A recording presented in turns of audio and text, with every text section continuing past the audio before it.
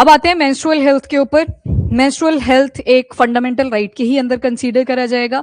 एक दिन मैंने आपको हाईलाइट से दे दिए थे इसके, आज थोड़ा सा इसको डिटेल में देख लेते हैं। कौन सा आर्टिकल आएगा? सिर्फ आर्टिकल 21 आएगा। अगर मैं बोलूं इसमें आर्टिकल 14 भी आएगा, इक्वालिटी की जो बात करता है, तो मेल्स में तो मेंस्ट्रुअल साइकिल है ही नहीं, फिर कैसी इक्वालिटी की बात कर रही है? पॉजिटिव डिस्क्रिमिनेशन नहीं, सब क्लॉज छोड़ दो। मैं ये बोल रही हूँ कि मेल्स में तो है ही नहीं मेंस्ट्रुअल साइकिल, या फिर जो बाकी की LGBTQI कम्युनिटी आती है उनमें भी नहीं है मेंस्ट्रुअल साइकिल की प्रॉब्लम, वो तो फीमेल स्पेसिफिक है। तो इक्वालिटी कहां से आई इधर? हाँ, तो यहाँ भी देखो specific provision, again vulnerable area को टारगेट करा जाएगा। यहाँ पे मेंस्ट्रुअल हेल्थ जो है वो फीमेल्स फेस करती हैं, तो आप उनके लिए स्पेशल प्रोविजंस ऐड कर सकते हो। तो ये आर्टिकल 21 का ही पार्ट है। हमारे ऑनरेबल सुप्रीम कोर्ट ने ये चीज बोल दी है। और साथ में यहाँ पे एक वर्ड यूज हुआ, कॉन्टिन्यूइंग मैंडेमस, मतलब हाई कोर्ट ने लोअर कोर्ट्स को बोल दिया आपने चेक रखना है कि ये जो आर्टिकल नंबर 21 है जिसका पार्ट मेंस्ट्रुअल हेल्थ है वो पार्ट रहेगा। मतलब article number 21 that is right to life and dignity. और एक्सेप्शन थी उसमें कुछ, क्या थी?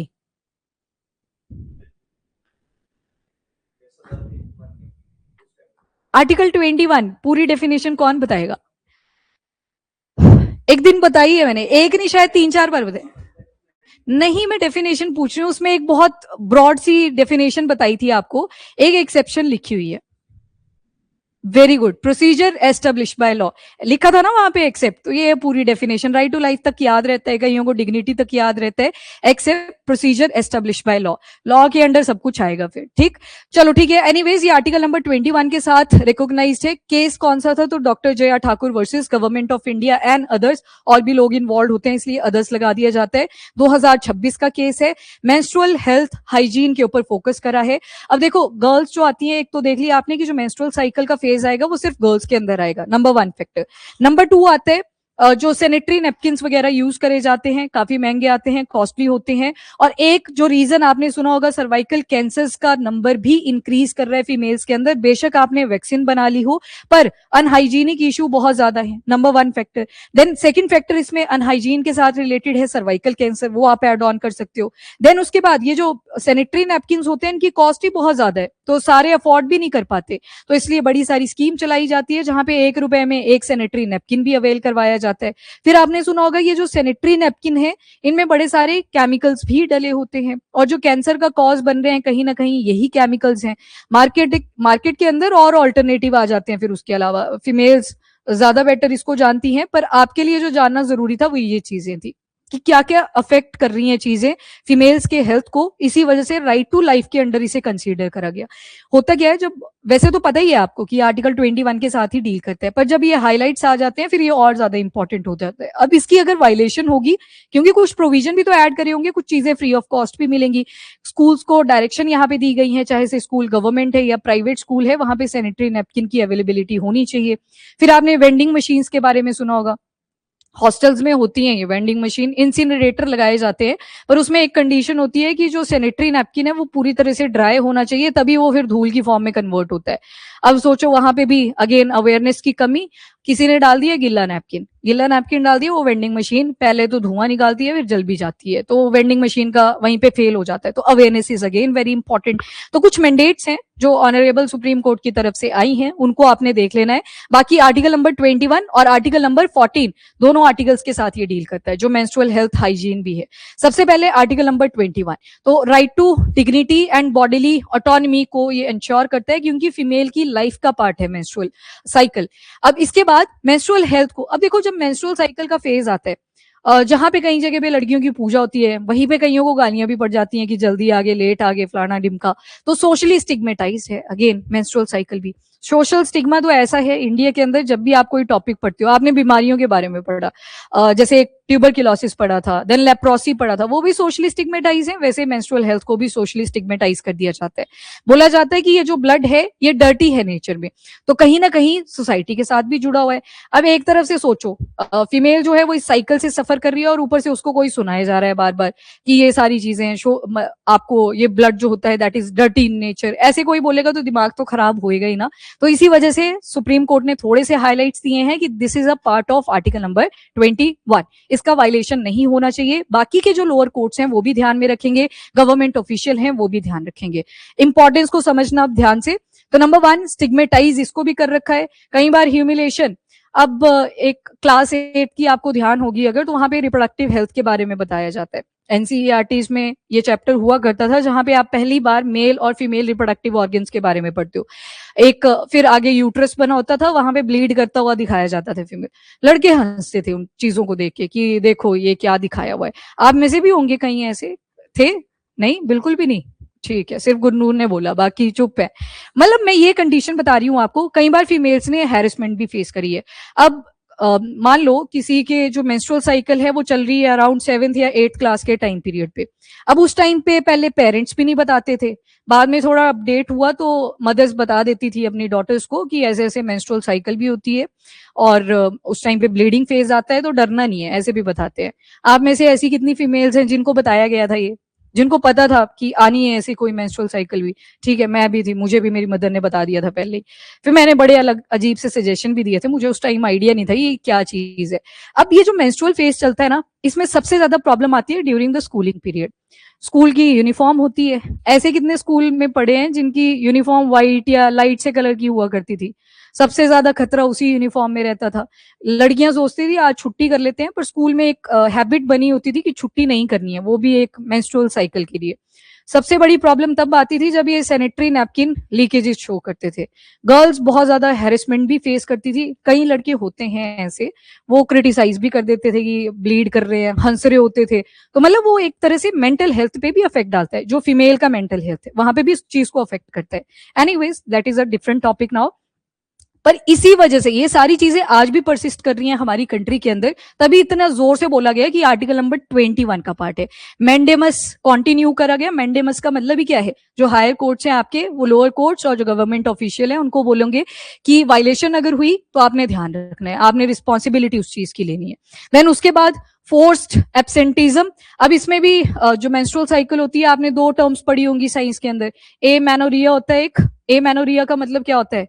एब्सेंट। ए लग गया ना कभी भी तो समझ लेना एब्सेंट ऑफ समथिंग। तो कईयों में तो मेंस्ट्रुअल साइकिल होती नहीं है। Number 1 problem. जो सबसे डेंजरस, ये तो चलो केस ही अलग हो गया जहां पे इनफर्टिलिटी भी आएगी फीमेल के अंदर, कल को बेबी भी प्रोड्यूस नहीं होगा। एक टर्म जो आपके हरियाणा के पेपर ने भी पूछी थी, डिस्मेनोरिया। डिस्मेनोरिया होते हैं पेनफुल मेंस्ट्रुअल साइकिल।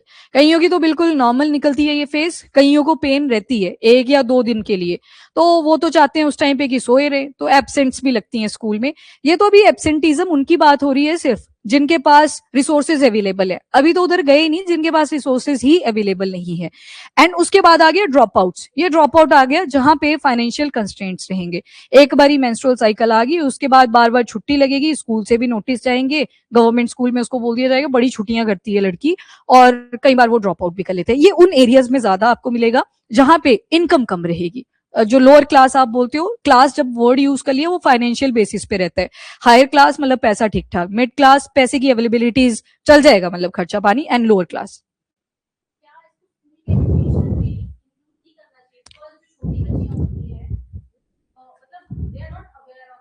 ठीक है,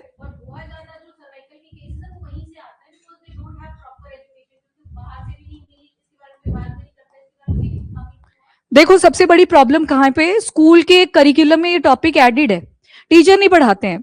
इवन हमें भी जब ये चैप्टर पढ़ाया था हमने रीड करा था, सारे एक्साइटेड थे कि आज पता नहीं क्या ही पता लगने वाला है, और बाद में पता लगा सिर्फ रीडिंग, बस खत्म। और आप कंप्लेंट भी नहीं कर सकते क्योंकि आपके जो हेड्स होंगे वो भी यही बोलेंगे कोई नहीं, अगर रीड कर लिए एक चैप्टर आप थोड़ा सा रट लेना उस चीज को। करिकुलम में तो है डाला हुआ, आपकी एनसीईआरटी का सिलेबस चाहता है कि बच्चों को इसके बारे में पता होना चाहिए, और ऐसा नहीं है कि सिर्फ लड़कियों को पढ़ाने के लिए बोला है, सबके लिए कॉमन ही चैप्टर डाला है। हाँ, अब देखो हुआ क्या है, जो आप बोल रहे हो ना, जैसे हमारी क्लासेस का जब ये एज ग्रुप था, हमारी क्लास के टाइम पे 7th एक लिमिट आ गई थी कि 7th के ऑनवर्ड, चैप्टर आप जाके 8th में पढ़ते थे। ये ना फूड हैबिट्स की वजह से भी चेंजेस आए हैं। फूड हैबिट्स में भी बड़े सारे चेंजेस हुए हैं। फर्टिलाइजर का भी एक्सेसिव यूज हुआ है। जो ये आपकी साइंटिफिक मेच्योरिटी होती है, बॉडी की मेच्योरिटी होती है, अर्ली फेजेस में आ जा रही है। मेल्स की वहीं पे डिले करती जा रही है, फीमेल्स की अर्ली हो जा रही है। तो ये प्रॉब्लम्स तो हुई हैं, पर वो एनवायरमेंट वहां पे ज्यादा बड़ा फैक्टर रहेगा।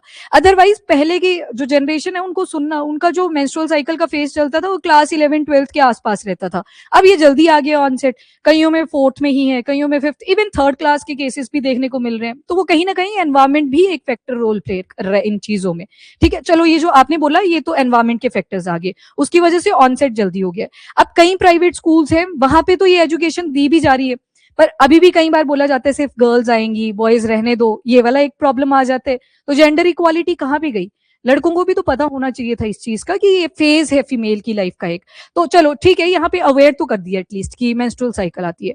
रूरल एरियाज में चले जाओ, वहां पे लड़ाइयां हो जाती हैं कि आपने ऐसा टॉपिक बच्चों को पढ़ाया कैसे। और वो जो रेप के केसेस आते हैं ना बाद में, वो यही फैक्टर प्रिवेल करते हैं, पहले ढंग से इंफॉर्मेशन मिली नहीं है कि इनका सिग्निफिकेंस क्या था, और बाद में फिर मिसयूज होता है। अवेयरनेस सबसे बड़ा पॉइंट है। और अवेयरनेस क्यों कम है? क्योंकि स्टिग्मेटाइज्ड है। मेंस्ट्रुअल हेल्थ के बारे में आप ओपनली नहीं बोल सकते। बहुत सी फैमिलीज आप में से भी ऐसी होंगी, आप फादर के सामने इस टॉपिक के बारे में बात नहीं कर सकते। अगर आपने कर भी दी गलती से, बाद में आपकी धुलाई भी ठीक ठाक होगी, होता है ना ये सारा। तो ये जो नहीं, सबके नहीं बोला मैंने, बोला कई फैमिलीज, है ना, मैंने तो 100% बोला ही नहीं। तो ये स्टिग्मेटाइज्ड है ऑलरेडी। अवेयरनेस क्यों कम है? स्टिग्मेटाइजेशन की वजह से ही। मतलब टीचर्स तो छोड़ो, आपकी फैमिली मेंबर्स को तो छोड़ो, आपके टीचर्स भी इस टॉपिक को कवर नहीं करते थे। फिर एक आधा टीचर आता है जो आपको इस टॉपिक को बहुत डिटेल में पढ़ाता है, तो वो बैच देखना, उसमें थोड़ी सी साइंटिफिक क्लैरिटी भी होती है, आपको उनमें मेच्योरिटी का लेवल ज्यादा भी मिलता है। बाकी तो सस्पेंस में रह गए ना, उनको पता ही नहीं चल पाया ये थी क्या चीज। वो जो चैप्टर था, इतने 3 साल स्कूल में मत्था मारा, 5th खत्म होएगी, 6th होएगी, 7th, फिर जाके 8th में उस चैप्टर को पढ़ेंगे, पता ही नहीं चल पाया। बहुत ज्यादा जो मतलब आप बोल सकते हो फीमेल्स के साथ एट्रोसिटी होती है, वो इन चैप्टर्स को ना पढ़ाने की वजह से, अवेयरनेस नहीं हो पाई, इसी वजह से बाद में ऐसे केसेस आपके सामने आते हैं। इसके बाद अच्छा, कल्चर के साथ अब अगर इसको जोड़ोगे, बड़ी अजीब अजीब सी प्रैक्टिसेस करी जाती हैं। कई जगह आपने सुना होगा कि जब मेंस्ट्रुअल फेज चलता है तबेलों में रखा जाता है फीमेल को, कि वहां पे शुद्ध हो जाएगी, गाय का तबेला होता है, ऐसी ऐसी प्रैक्टिसेस भी होती हैं। अब उसको हम डिनाई नहीं कर सकते, क्योंकि कल्चर को आपने डिनाई करा, आपको ही सुनना पड़ेगा। एडमिनिस्ट्रेटिव सर्विसेज में जब आप जाते हो, ऐसी प्रॉब्लम्स आती हैं सामने, उससे तो जबकि जो आपकी बैक्टीरियल इन्फेक्शन है वो और ज्यादा इंक्रीज करते हैं। पहले ठीक था, पहले जो लाइफ स्टैंडर्ड थे वो कुछ और थे। जैसे आयुर्वेदा और एलोपैथी की आप बात करते हो, पहले के हिसाब से आयुर्वेदा ठीक चल रहा था, बॉडी का मेटाबॉलिज्म ही वैसा था।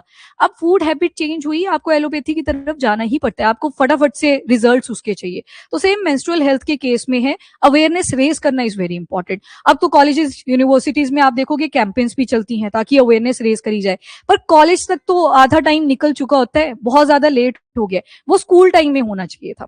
ये बहुत ज्यादा इंपॉर्टेंट चैप्टर है। फॉरेन कंट्रीज में आप देखोगे ये बताई जाती है, ये वाली जो एजुकेशन है वो दी जाती है, वो पहले मैच्योर हो जाते हैं, तभी तो उनको पता होता है कि कितना इसका यूज है, कहाँ पे इसका मिसयूज है। ऐसा नहीं है कि रेप के केसेस वहां पे नहीं आ रहे, वहां पे भी बथेरे आ रहे हैं, सेम ही लेवल है, पर इंडिया के अंदर इसको स्टिग्मेटाइज करा है, वो सबसे बड़ी प्रॉब्लम है, अवेयरनेस कमी के अंदर कमी होने की।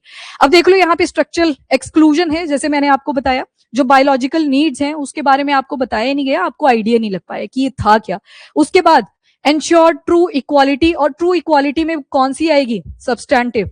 सब्सटैंटिव पहले वो जो बच्चे हैं जिन्होंने मेंस्ट्रुअल साइकिल को सफर करना है, फीमेल्स हैं, उनको तो पता हो इसके बारे में। सब्सटैंटिव मतलब जिसकी ये नीड है उसको तो पता होना चाहिए, फिर आप फॉर्मल इक्वालिटी को एस्टेब्लिश कर सकते हो। सब्सटैंटिव अब याद है ना सभी को, पहले जो नीडी है उसको बताओ, नीडी यहाँ पे फीमेल्स आएंगी जो मेंस्ट्रुअल साइकिल से सफर करेंगी, एंड फॉर्मल इक्वालिटी तब होएगी जब उनको पहले पता है, फिर आपने सभी को इंटीग्रेट करा, तो उसके बाद जाके इसकी एडिशन होगी।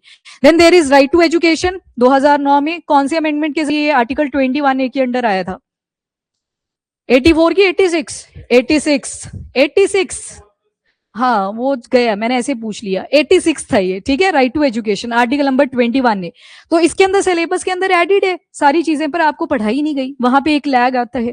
देन उसके बाद आते हैं सुप्रीम कोर्ट की डायरेक्टिव्स के ऊपर। नंबर 1 अकाउंटेबिलिटी एंड मॉनिटरिंग, शुरू में लिख दिया ना कि मैंडेमस कंटिन्यू होता जाएगा, मतलब रूलिंग जो है वो लोअर कोर्ट्स के ऊपर भी इंप्लीमेंट रहेगी, और जो गवर्नमेंट ऑफिशियल है वो भी इस चीज को फॉलो अप करेंगे।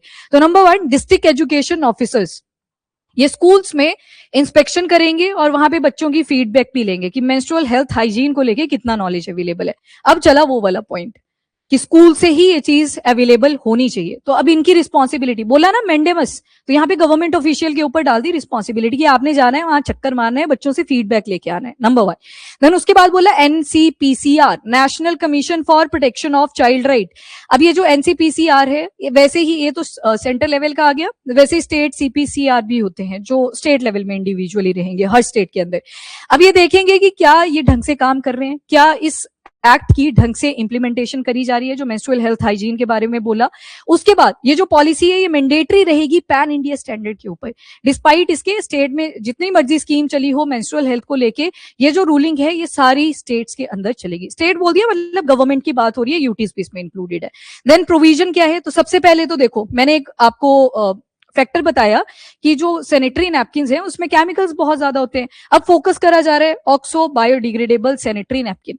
अब देखो केमिकल, फीमेल की लाइफ तो इंपैक्ट हुई, प्लस पॉल्यूशन। सैनिटरी नैपकिन का ही कम से कम 11 मेट्रिक टन तक का पॉल्यूशन क्रिएट हो जाता है एक साल के अंदर। पॉल्यूशन में भी कंट्रीब्यूशन कर रहा है, एनवायरमेंट को भी डिग्रेड कर रहा है। फीमेल की लाइफ तो गई, साथ में एनवायरमेंट भी जा रहा है। इसी वजह से शिफ्ट कर रहे हैं toward oxo biodegradable sanitary napkins. और इन vending machines, very important, vending machine के लिए जरूरी होता है कि उसमें ज्यादा प्लास्टिक ना हो जो सैनिटरी नैपकिन यूज करा जाता है, तो इनके ऊपर फोकस कर रहा है। और ये नहीं बोला कि सिर्फ गवर्नमेंट स्कूल में, ऑल स्कूल्स, चाहे से गवर्नमेंट स्कूल है या प्राइवेट स्कूल है, सैनिटरी नैपकिन्स की अवेलेबिलिटी और साथ में वेंडिंग मशीन भी वहां पे होनी चाहिए। वो पोल्यूशन जो क्रिएट हो रहा है वो भी तो टैकल करना है। देन उसके बाद एनसीपीसीआर के बारे में देख लो, ये ministry of women and child development के अंडर आता है, इसके हेडक्वार्टर न्यू दिल्ली में है, और ये एक स्टैट्यूटरी राइट है, मतलब एक एक्ट के अंडर है, दैट इज सीपीसीआर एक्ट 2005। 2005 के अंदर इसको इंप्लीमेंट करा गया था। और इसका मेन मैंडेट क्या था कि ऐसे बच्चे जो 0 से 18 ईयर्स तक के हैं उनको प्रोटेक्शन प्रोवाइड करना। अब यहाँ पे चाइल्ड वर्ड यूज करा है, मतलब जेंडर न्यूट्रल है, यहाँ पे मेल्स भी आएंगे फीमेल्स भी आएंगे।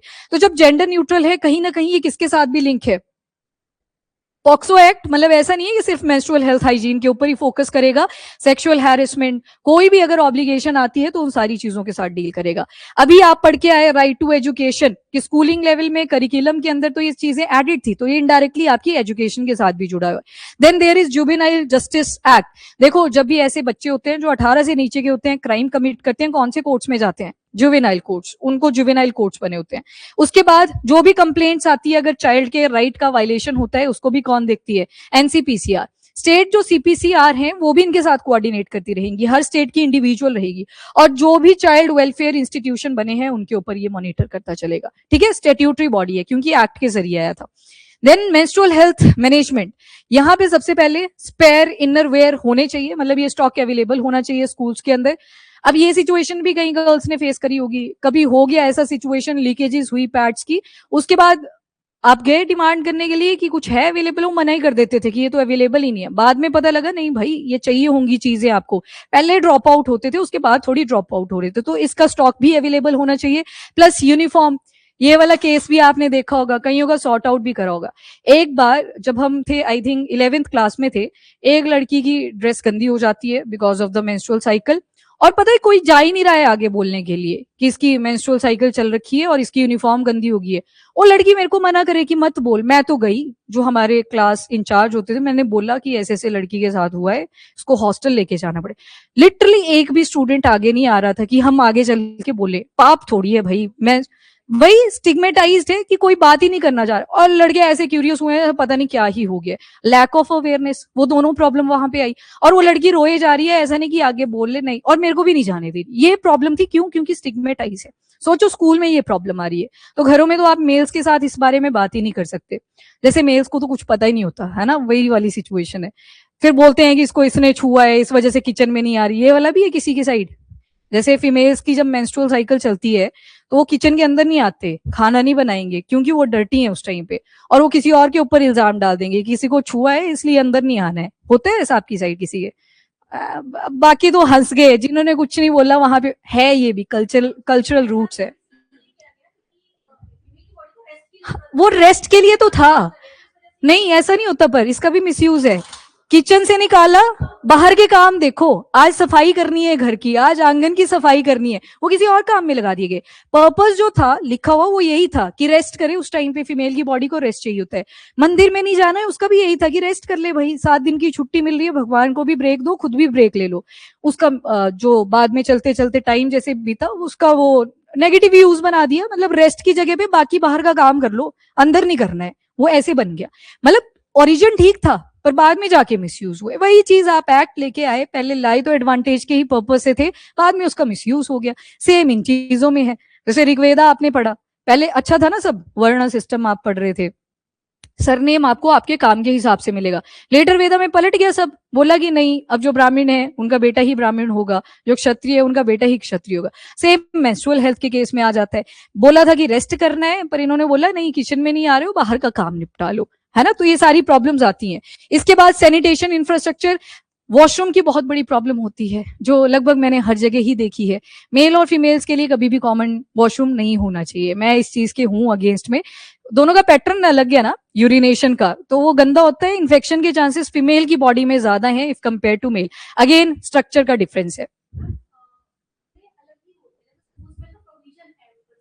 हाँ, नहीं कई जगह पे नहीं होते, नहीं जैसे प्राइवेट इंस्टीट्यूशन में कई जगह नहीं होता, हरदीप ने बता दिया। नहीं आप ठीक बोल रहे हो, जब हमारी स्कूलिंग थी वहां पे कॉमन वॉशरूम थे, मेल्स और फीमेल। अब तो ये प्रोविजन ऐड करे हैं स्ट्रिक्टली कि वॉशरूम अलग होने चाहिए, क्योंकि केसेस इतने ज्यादा आने शुरू हुए। एक एग्जाम्पल आपके सामने है ना, तो वॉशरूम की प्रॉब्लम है, ये अभी भी है। ऐसा नहीं हम बोल सकते कि गवर्नमेंट ने मैंडेट दे दिया और प्रॉब्लम सॉल्व होगी, तो ये प्रॉब्लम तो है, अभी भी परसिस्ट कर रही है। उसके बाद वेस्ट मैनेजमेंट की प्रॉब्लम, तो सुनो, ये एनवायरमेंट को भी इंपैक्ट कर रहे हैं। मैंने शुरू में बता दिया 11 मेट्रिक टन तक का जो वेस्ट है वो सिर्फ सैनिटरी नैपकिन से ही जनरेट हो जाता है। तो सॉलिड वेस्ट मैनेजमेंट रूल्स 2026 में ये भी बोला है कि इनका डिस्पोजल सेफ होना चाहिए। फॉरेन कंट्रीज में आप देखोगे बड़े बड़े इंसिनरेटर लगे होते हैं, तो जो हाउस होल्ड होते हैं उनको ही बोल दिया जाता है कि आपने सेग्रीगेटेड ही रखना है, फिर वहां पे डालते हैं, वो एक ही बारी में सारा उड़ जाता है, धुआं बन जाता है। बेशक एयर पॉल्यूशन उससे होता है, पर वो जो एनवायरमेंट एस्थेटिक जो डिग्रेडेशन हो रही थी वो कहीं ना कहीं बच जाती है। इसके बाद male sensitization and teacher training, that is very important. Again NCERT में सिलेबस एडिड था, जो स्टेट का council of educational research and training है उसमें सारी चीजें एडिड थी। अब बोला है कि इनकी भी रिस्पॉन्सिबिलिटी बनती है, अवेयरनेस होनी चाहिए, टीचर को ट्रेनिंग प्रोवाइड होनी चाहिए कि आगे कैसे ये अवेयरनेस रेज करनी है। और बॉयज जो है ये भी मेंस्ट्रुएशन को लेके अवेयर होने चाहिए, ताकि हैरेसमेंट के केसेस प्रिवेंट करे जा सके। तो बॉयज के लिए भी उतनी इंपॉर्टेंट है। और जितने भी टीचर्स हैं, मेंस्ट्रुएटिंग स्टूडेंट्स जितने भी होते हैं, मतलब फीमेल्स आ गई यहाँ पे, उनको सपोर्ट करें। और ये ऐसा नहीं है कि यहाँ पे जेंडर देखा जाएगा, नहीं, सिर्फ फीमेल ही फीमेल को सपोर्ट करेगी, ये जेंडर न्यूट्रल बात करी गई है। इसके बाद ये सारी रूलिंग्स हैं जो आपने पीछे पढ़ ली कि करिकुलम के अंदर क्या क्या चीजें एडेड होनी चाहिए, मेंस्ट्रुअल हेल्थ की एजुकेशन को इंक्लूड करा जाए, और अब जल्दी इंक्लूड करने की जरूरत है, जैसे हैबिट्स जो है लाइफ की वो चेंज हो चुकी हैं। उसके बाद गवर्नमेंट के अंदर डिग्निटी प्राइवेसी फीमेल की ये भी इंश्योर हो, वो सारी चीजों पे फोकस करा है, जो आपने पीछे पढ़े वही यहाँ पे लिखे हुए हैं। एंड की फैक्ट्स क्या क्या हैं, तो नॉर्मल बायोलॉजिकल प्रोसेस है, जो यूट्रस होता है उस पर एक लाइनिंग डेवलप होती है। अभी मेंस्ट्रुअल साइकिल आती क्यों है, क्योंकि यूट्रस की एक डिमांड होती है हर महीने की स्पर्म मिलेगा और यहाँ पे प्रेगनेंसी कंडक्ट होगी, पर वो होता नहीं है, तो उसके बाद यूट्रस ब्लीड करना शुरू करता है, तो मेंस्ट्रुअल साइकिल चलती है। एंड इसके बाद 2 टर्म्स, एक मेनाक एक मेनोपॉज। जब फर्स्ट मेंस्ट्रुअल साइकिल आती है दैट इज कॉल्ड मेनाक, और मेनोपॉज वो जो 50 की एजेस में चली जाती है। अब उसमें भी चेंजेस आए, पहले 55 एज तक मैक्स होता था, अब ये भी 40 टू 45 एज तक आ चुका है। तो मेनोपॉज मतलब रुक गया बिल्कुल, मेंस्ट्रुअल साइकिल अब नहीं होगी उस फीमेल के हेल्थ के अंदर। तो ये रिप्रोडक्टिव हेल्थ को रिप्रेजेंट करता है, ना तो किसी इंप्योरिटी को, ना ही किसी बीमारी को। और शुरू में इवन जब लड़कियों को नहीं होता है पता इस चीज का, वो यही सोचते हैं, पहला थॉट यही जाता है कि पता नहीं कैंसर ही तो नहीं हो गया, कोई क्रोनिक इलनेस ही तो नहीं होगी है। तो जब अवेयरनेस नहीं होती तो ऐसी चीजें सोची जा सकती हैं। एंड पुअर हाइजीन की वजह से रिप्रोडक्टिव और यूरिनरी ट्रैक इन्फेक्शन बहुत ज्यादा बढ़े हैं। और अल्टीमेटली एक दिन आपने सर्वाइकल कैंसर के बारे में भी पढ़ा था, पहले हल्की हल्की इन्फ्लेमेशन होती है, बाद में ईचिंग जो है वो ब्लीडिंग की फॉर्म ले लेती है, और फिर कैंसर भी आता है। और फीमेल्स में नंबर 2 जो डेथ्स हो रही हैं वो किसकी वजह से है, सर्वाइकल कैंसर। पहले में कौन है, ब्रेस्ट कैंसर, ये फीमेल्स के केस में। और एक आपने पॉलीसिस्टिक ओवेरियन डिसऑर्डर्स के बारे में सुना होगा, जहां पे मेंस्ट्रुअल साइकिल के फेजेस 1 महीने के बाद 3 महीने का गैप लग रहा है, फिर जाके आ रही है, सिस्ट बननी शुरू हो जाती है ओवरी। अगेन ओवरी के अंदर सिस्ट कैसे बनी, जंक फूड की ज्यादा कंजप्शन हुई, बाकी एनवायरमेंट तो इम्पैक्ट कर ही रहा है। आपने अनहाइजीनिक कंडीशंस में जब मेंस्ट्रुअल साइकिल चली हुई थी तो अनहाइजीनिक वॉशरूम्स को यूज करा, तो ये सारे पैरामीटर्स होते हैं, कलेक्टिव होकर सिस्ट की फॉर्मेशन कर देते हैं। सिस्ट कुछ नहीं, पस होती है ना जैसे, वैसे ओवरी के अंदर वो डेवलप करना शुरू कर जाती है। जरूरी नहीं है ओवरी के ऊपर हो, वजाइनल लेयर के ऊपर हो सकती है, सर्वाइकल के अंदर हो सकती है, यूट्रस के अंदर हो सकती है। तो आपने सुना भी होगा जैसे जो फीमेल्स होती हैं उनकी उम्र जब बढ़ जाती है, कई बार मल्टीपल इन्फेक्शन हुए होते हैं और यूट्रस के अंदर पस बनी थी और पूरा यूट्रस निकालना पड़ा। सुना है कभी ऐसा केस आपने? कईयों में होता है ऐसे फीमेल्स में, तो वो पूरा यूट्रस निकाल दिया जाता है। अब यूट्रस नहीं है तो मतलब बेबी भी कंसीव नहीं होगा। चलो एल्डर फीमेल थी उसका तो चल जाएगा, पर जो इस एज ग्रुप में आएगी फ्रॉम 20 to 30, वहां पे वो प्रॉब्लमेटिक हो जाता है। एंड सिग्निफिकेंस क्या है? तो बायोलॉजिकल सिटीजनशिप। अब इसके ऊपर फोकस करा है कि बायोलॉजी को सेपरेट रखिए फ्रॉम सोसाइटी, सेपरेट रखिए फ्रॉम कल्चर, सेपरेट रखिए फ्रॉम स्टिग्मा। तो मतलब ये एक बायोलॉजिकल प्रोसेस है, उसी के ऊपर इसे फोकस करा जाए। Negative liberty to positive liberty की तरफ जाना जरूरी है। लिबर्टी क्या बोला था? आजादी तो फ्रीडम हो गया, फिर डिफरेंस क्या हुआ फिर फ्रीडम और लिबर्टी में? हाँ हाँ, प्रिविलेज। ठीक है, फ्रीडम इज अ राइट, पक्का। तो 1947 में हमें क्या मिला था? तो वो तो किसी और के रूल की वजह से मिला था ना। लिबर्टी, लिबर्टी आपकी इंट्रिंसिक होती है, आप सोच सकते हो चीजों को, आप अपना फेथ रख सकते हो, मतलब आपके पास लिबर्टी है उस चीज के लिए। आप चाहे आप हिंदुइज्म में बिलीव करें, आप चाहे क्रिश्चियनिटी में बिलीव करें, उसके लिए आपको लिबर्टी है। पर लिबर्टी भी कैसी है? एब्सोल्यूट या फिर क्या बोलते हैं उसको? खाली। एक एब्सोल्यूट होता है, उसमें तो बोल दिया खुले हो आप, मतलब जैसे बुल होता है ना, छोड़ दिया। कंडीशनल नहीं आता, वर्ड क्या था? एक एब्सोल्यूट होता है, दूसरा क्या? रेजोल्यूट नहीं। इतनी बार बोला है, आप ही बोलोगे इसको, दिमाग पे जोर लगाओ। Very good online. अभी भी एक शब्द कम है, बबीता। चलो हिंट दे देती हूं आपको, रीजनेबल रिस्ट्रिक्शन लगती है। नहीं मैं नहीं बताऊंगी यार, मैं क्यों ऑप्शन दूं वासु? कितनी बार बताया आपको? ये मेंस में कैसे लेके आओगे उस शब्द को? और लिखना तो वही पड़ेगा। वो मैंने बोल दिया, रिस्ट्रिक्शन लगी होती है, रीजनेबल रिस्ट्रिक्शन लगी होती है। सारी चीजें थोड़ी कर सकते आप, इतने भी ओपन नहीं छोड़ा है आपको, कुछ रिस्ट्रिक्शन आपके ऊपर लगी हुई है। एब्सोल्यूट होता है जब कोई रिस्ट्रिक्शन नहीं है। एक और वर्ड, सिंगल वर्ड, जो बोलता है कि आपके ऊपर रीजनेबल रिस्ट्रिक्शन लगी होगी, क्वालिफाइड। याद रखना है इसको, है ना, रिस्ट्रिक्शन है आपके ऊपर।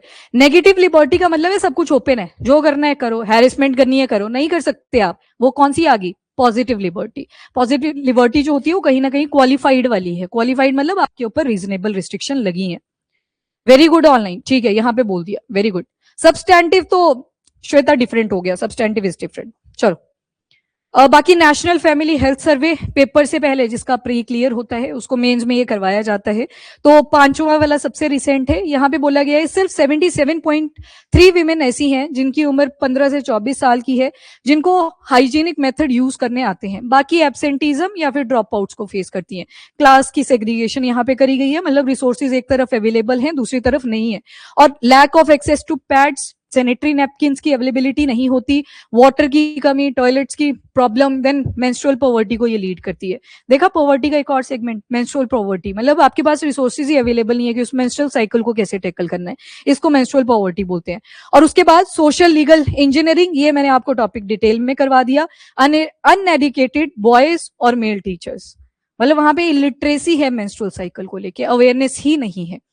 देन गवर्नमेंट मेजर्स क्या क्या लिए गए हैं, तो एक स्कीम है to promotion of menstrual hygiene, जहां पे अवेयरनेस रेज करी जाएगी। और एज ग्रुप देखो 10 से 19 साल का, पहले जो प्यूबर्टी वाला एज ग्रुप रहता था वो लगभग 13 से 15 साल का रहता था, कई बार 17 भी चला जाता था इवन। अब ये ज्यादा ऑनसेट इसका जल्दी हो चुका है, तो इस वजह से अवेयरनेस में जो एज ग्रुप लाए करा है वो 10 से 19 तक का है। और इसमें अवेयरनेस भी होगी, एक्सेसिबिलिटी भी रहेगी, एनवायरमेंटली सेफ डिस्पोजल कैसे करना है, सैनिटरी नैपकिन वगैरह का, उसके रिलेटेड अवेयरनेस भी रेज करी जाएगी। And then menstrual hygiene policy for school girls, मतलब लो कॉस्ट पे पैड्स अवेलेबल होने चाहिए। इवन आपने अगर लोकल वॉशरूम में देखा हो, चंडीगढ़ के अंदर एक मशीन लगी होती है, वहां पे 10 रुपए डालने होते हैं, एक नैपकिन निकल के आता है। पर अजीब सी बात यह है कि वो खाली होता है मेजोरिटी ऑफ द डब्बा, तो पहले देख लेना है कि नैपकिन अवेलेबल है या नहीं। अब सोचो वो मशीन लगी, कि आपने 10 रुपए डालने, एक नैपकिन आपको मिलेगा। अब उसके ऊपर नोट लग गया है कि पहले देख लेना कि नैपकिन अवेलेबल है या नहीं, उसके बाद ही पैसे डालना, क्योंकि पैसे नहीं हटेंगे फिर। अगेन वही बात आ गई ना कि आपने लगा तो दिया रिसोर्स, अब उसको फॉलो भी तो करना था, उसमें नैपकिन भी तो डलने थे, तभी उसका फायदा है। डब्बा लगा के क्या कर लिया आपने। देन उसके बाद आते हैं पीएम बीजेपी, प्रधानमंत्री भारतीय जन औषधि परियोजना। ये बीजेपी फुल फॉर्म ये वाली है इसकी, है ना, बीजेपी। वैसे नहीं एलपीजी रिफॉर्म पूछे आपसे, liquefied petroleum gas reforms. LPG मतलब लिबरलाइजेशन, प्राइवेटाइजेशन और ग्लोबलाइजेशन, होता है ये, फ्लो फ्लो में निकलती हैं चीजें। तो यहाँ पे पीएम बीजेपी का मतलब प्रधानमंत्री भारतीय जन औषधि परियोजना। 16,000 जन औषधि केंद्र बनाए गए हैं जहां पे बायोडिग्रेडेबल सुविधा नैपकिन्स अवेलेबल हैं, मतलब बायोडिग्रेडेबल नेचर के हैं। कई जगह पे ये जन औषधि केंद्र बने हैं, कई जगह पे डिस्पेंसरी के थ्रू आते हैं, कई जगह पे आंगनवाड़ी के थ्रू आते हैं। कई आंगनवाड़ी वाले ऐसे भी बोलते हैं कि आप ना अपनी लड़की का नाम लिखवा दो, हम नोट सा कर लेंगे रजिस्टर में, नहीं लेने अगर नैपकिन तो चल जाएगा। समझ रहे हो करप्शन के कैसे कैसे केसेस बन सकते हैं। तो ऐसा भी होता है। तो 1 रुपए का एक पैड यहाँ पे आता है, और 96 करोड़ जो है अभी तक बेचे गए हैं, अगर नवंबर 2025 का आप डेटा देखोगे।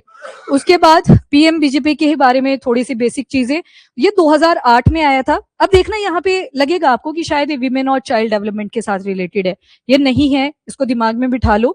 बायोडिग्रेडेबल नैपकिन्स पे फोकस करा, किस चीज को रिमूव करने के लिए, कि वो जो केमिकल बेस्ड पैड्स बन रहे थे उनको रिमूव करने के लिए। ये मिनिस्ट्री आएगी केमिकल और फर्टिलाइजर्स की, और इनका भी कौन सा डिपार्टमेंट, तो फार्मास्यूटिकल्स वाला। ठीक, इसकी मिनिस्ट्री आप याद रख लेंगे, ये 2008 में इंप्लीमेंट करी गई थी। And next is ASHA. ASHA workers के बारे में आपने सुना होगा। ASHA accredited social health activist, COVID 19 के टाइम पे सभी ने सुना होगा, अगर पहले नहीं सुना था। आशा वर्कर्स इनको बोलते हैं। तो ये इनका जो मेन काम है, इनको बड़े सारे सेक्टर्स में डाल दिया है। हेल्थ से रिलेटेड जो भी अवेयरनेस किसी एरिया के अंदर रेस करनी है, इनको ये काम सौंप दिया जाता है। तो आशा वर्कर्स क्या करती है, मंथली अवेयरनेस मीटिंग्स को लीड करती हैं, और साथ में जो सब्सिडाइज्ड पैड्स हैं, 6 पैड्स मिलेंगे 6 रुपए के, मतलब 1 रुपए का एक पैड, उसको डिस्ट्रीब्यूट करने में भी हेल्प आउट करती हैं। फिर women and child development initiative क्या क्या है, ये मिनिस्ट्री की बात करी गई है। 2 याद रख लो, एक तो मिशन शक्ति है और दूसरा स्कीम फॉर एडोलसेंट गर्ल्स है। एक और है दैट इज RKSK, राष्ट्रीय किशोर स्वास्थ्य कार्यक्रम, ये मिनिस्ट्री ऑफ हेल्थ और फैमिली वेलफेयर का है। तो ये इनिशिएटिव लिए गए हैं ताकि अवेयरनेस रेस करी जा सके इस मेंस्ट्रुअल हेल्थ के साथ, इवन ओवरऑल हेल्थ के साथ रिलेटेड है। इंफ्रास्ट्रक्चर और एजुकेशन, तो समग्र शिक्षा अभियान, वो 2009 की ही बात हो रही है। अमेंडमेंट तो 2002 में होगी थी, 86 कॉन्स्टिट्यूशनल अमेंडमेंट एक्ट, उसको इंप्लीमेंट करते करते 7 साल लग गए थे, तो जाके 2009 में इंप्लीमेंट हुआ था। वेंडिंग मशीन, इंसिनरेटर स्कूल में अवेलेबल होने चाहिए ताकि उनको प्रॉपर्ली वेंड करा जा सके। स्वच्छ भारत मिशन, रूरल वाली कैटेगरी में भी मेंस्ट्रुअल हेल्थ मैनेजमेंट गाइडलाइंस और बिहेवियरल चेंजेस कंडक्ट करवाने के लिए ये मिशन यूज करा गया था।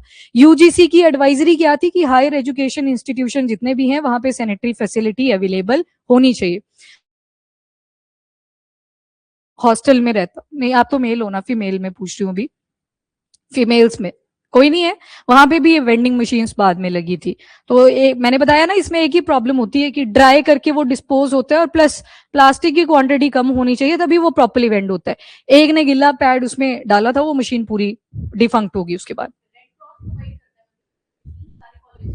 ठीक है, अच्छा फिर फॉलो अप ही नहीं लेता, अगेन वही प्रॉब्लम। हाँ, वो वेंडिंग मशीन ना 1 साल से रही थी। हाँ हाँ, ये बताया ना मैंने आपको, 1 रुपए का एक पैड, मैंने बता दिया ना आपको कैसे कैसे करप्शन के केसेस आते हैं सामने, कि नहीं लेना है दैट इज फाइन, बस नाम सा लिखवा दो कि लिए थे। समझ रहे हो सारी चीजें, वो मैटर ही नहीं करता। फिर गवर्नमेंट के पास डेटा आ जाता है कि देखो हमने कितने बेच दिए। सेम जैसे इन्होंने बताया, ये रेड क्रॉस का ही काम रहता है, मेन रिस्पॉन्सिबिलिटी, कि इनका फॉलोअप भी लें बाद में। फॉलोअप नहीं लिया, कौन पूछ रहा है उनको बाद में जाके कहीं स्क्रूटनी होती है जब कोई बड़ा सा स्कैम सामने आता है। तो हर स्कीम में ये प्रॉब्लम है ही। उसके अलावा O&M, ये क्या होती है, जैसे आपने बोला फॉलोअप नहीं लिया, ऑपरेशन एंड मैनेजमेंट, O&M, ये हर एक चीज में आता है, हर एक एडमिनिस्ट्रेशन के अंदर आता है। इंफ्रास्ट्रक्चर डेफिसिट है, वो आपने पीछे देख लिया ना, वाटर की अवेलेबिलिटी, रिसोर्सेज अवेलेबल नहीं है, मेंस्ट्रुअल पॉवर्टी को लीड करता है। Operation and management, staffing issue, मतलब जो डेडिकेटेड क्लीनिंग स्टाफ है वो भी कई बार अवेलेबल नहीं होता, एक और प्रॉब्लम। और बजट कंस्ट्रेंट, पैसा होता है, बस वो थोड़ी सी इंटेंशन होती है ना, वो उसकी कमी कहीं ना कहीं रह जाती है। अदरवाइज साफ करवाने वालों ने तो बड़े बड़े डंपिंग साइट साफ करवा दिए, तो वो इंटेंशन भी बहुत इंपॉर्टेंट रोल प्ले करती है। Procurement and supply, again quality के जो पैड्स हैं वो टाइम पे कई बार अवेलेबल नहीं होते, वो सारे रिसोर्सेज। एंड फंडिंग स्ट्रेन, ये वाला पॉइंट मैं स्किप कर रही हूँ, फंड्स होते हैं, बस इंटेंशन की नीड है। वेस्ट डिस्पोजल रिस्क, एस्थेटिक जो आपका नेचर है वो भी सारा खराब हो रहा है क्योंकि इसका पोल्यूशन इंक्रीज करता जा रहा है।